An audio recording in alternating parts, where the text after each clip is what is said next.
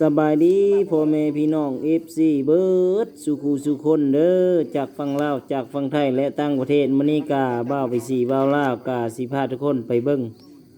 การเฮ็ดพูดหมู่เลยแบบชีวิตบ้านๆพี่น้อง หมู่บักใหญ่หมู่ตัวล้านหกพี่น้อง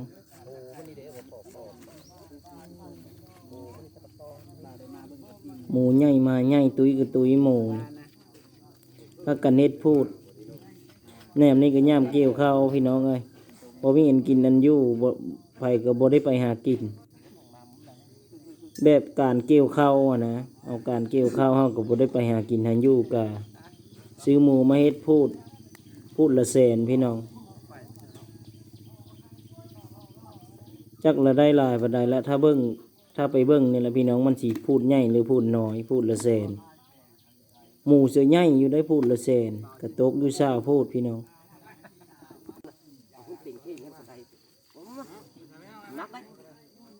ตกอยู่ซ่าพูดมันสิได้หลายหรือได้น้อยกะ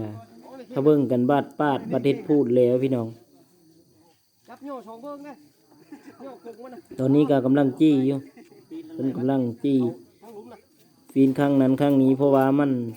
บ่เฮ็ดคักบ่ทนมันพี่น้องหนหมู่เนี่ยยันมันบ่ร้อน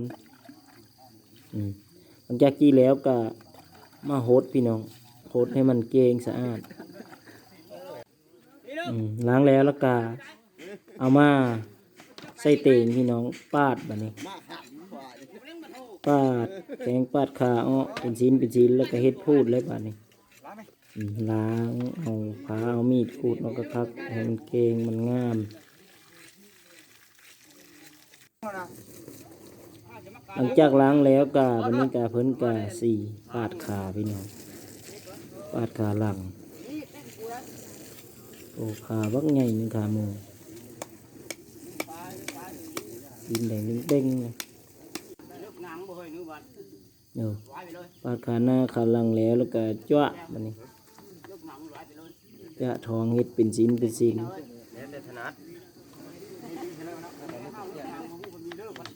จะน้อยกะเมิดและกระตัวมันปาดจะเบิ่งได้พี่น้องบัดปาดแล้วก็ได้เป็นชิ้นเมิดบัดปาดแล้วมันก็ได้กระตัวหมูจักไปใช่โอ้สีนหมูเป็นแต่แซ่บใช่ไหมน้องแดงเป่งๆที่สีนหมู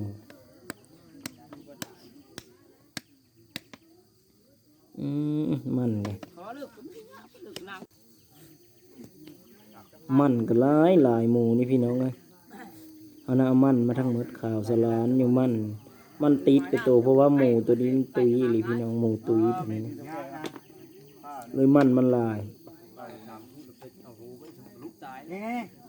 เอาไปปิ้งเล็กมาไหมมึงสังหารเอากะสองคนมือเสียนปาดหมูเคยปาดได้อย่างปาดได้เลยพี่น้องไอ้ปาดนั่นโตนต้มมดลูต้มนมมันนี่ถ้าปาดบ่เป็นมันไปทึกพุ่งมันขี้มันแตกไปทุกที่พี่น้องปาดบ่เป็นนี่ต้องมีเทคนิคในการปาดหมูคนสีมือโดยเฉพาะเลยนี่3 ต้นนั่นก็พอแล้วนะจากปาดแล้วก็ออกมาเป็นชิ้นทั้งขาหน้าขาหลังก็เอามากองไว้บัดนี้ผู้ช่วยผู้แหกก็แหกเอ็ดพูดช่วยกันนะพี่น้องมันยังได้กินไว้ตอนนี้ก็ตกอยู่ประมาณ9 โมงท่านกินเทงเลยนะวันนี้เนี่ยพยักลาบก็ลาบพยักก้อยก็ก้อยแซ่บจะได้หมูชิ้นหมูแดงเป่งๆนะหลายคนตัวได้ผูกอิดพูดเนาะก็ได้พูนก็มาถ้าเอาพูดละแสนก็ได้ชาวบ้านเนาะก็เฮ็ดซอยกันแล้วปาดไปปาดลาวผู้มีนั้นใส่กับนั้นใส่อ่อนมันเลยเอาขี้มันอ่อนละปั่นผู้กันใส่ก็ได้เฮ็ดพูดละแสนต้องปั่นให้มันครบแล้วมาพูดตับพี่น้อง2 คูณ 3ไอ้แก้วเห็ดงับตับหมู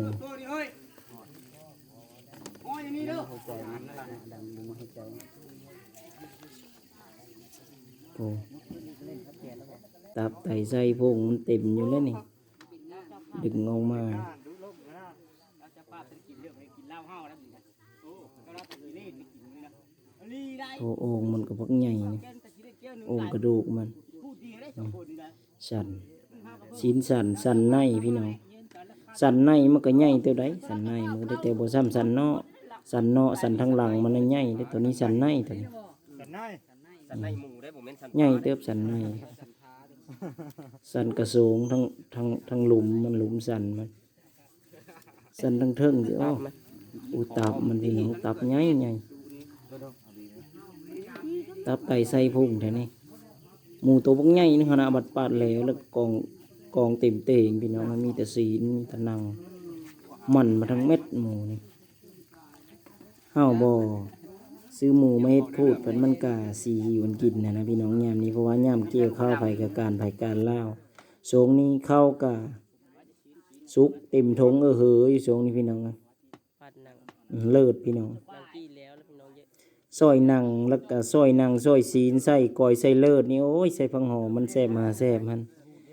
เขาว่าอีหยังก็ต้าเลิศบ่รู้อีหยังอันนี้ก็บ่เคยละงินโอ้สดเลยเอื้อยเลือด เอามันมาก่อน พูนเบิ่งแน่มันน่ะพี่น้อง มัน มันลิมูนี่หมูตุ้ยเนาะพี่น้องมันทั้งหมดนั่นนะศีลจักไปใส่หมดมีแต่มันมาทั้งหมดโอ้ผู้กินต้าเลิศก็กินอยู่พี่น้อง นี่ละสันหนึ่ง โอ้ สันว่า สันมัน เลิศจนอยู่เต็มกระซ้ำซ้ำสิกินพี่น้องไอ้ซอยหนังหมูใส่แล้วก็ซีนใส่แล้วก็ซ้ำสิกินแล้วเลยสดไปอยากสดกันตอนนี้กายลุงเพิ่งก็ได้จี้หนังเนาะพี่น้องอะไรจี้อันพุ่งมันพี่น้องอีลุงบ้าก็จี้พุ่งมันตอนนี้กันจี้พุ่งมันไปซอยกินพี่น้องถ้าบ่จี้ก็ได้ทิมเลยพี่น้องบางคนในพุ่งมาเลยพุ่งมันพุ่งมงโอ้ตอนนี้ก็ ดีมาแล้วมึงเอา กำลังซอยไผ่ซอยมันอยู่พี่น้องนี่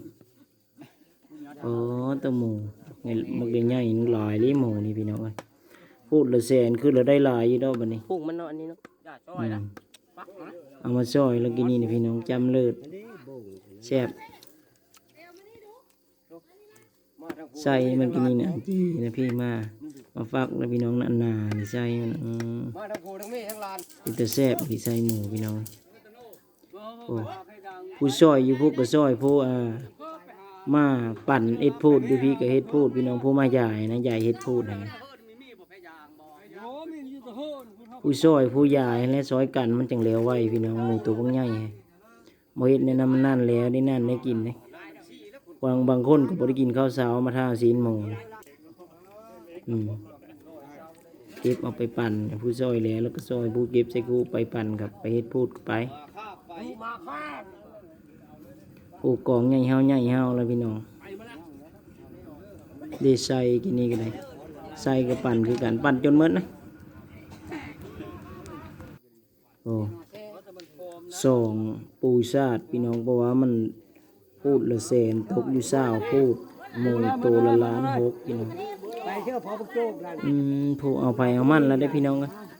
หลังจากเอาศีลแล้วก็เก็บใส่กระต้าไผกระต้ามันแล้วก็เมื่อเฮิรนไผเฮิรนมันเมื่อเฮ็ดกินแล้วพี่น้องมณิกาขอกดไลค์กดแชร์กดติดตามกด Subscribe เพื่อให้เป็นกำลังใจให้บ่าวเฮ็ดคลิปต่อไปให้ทุกคนรับเบิ่งรับชมบ๊ายบายมือไผมือมันเลยบัดนี้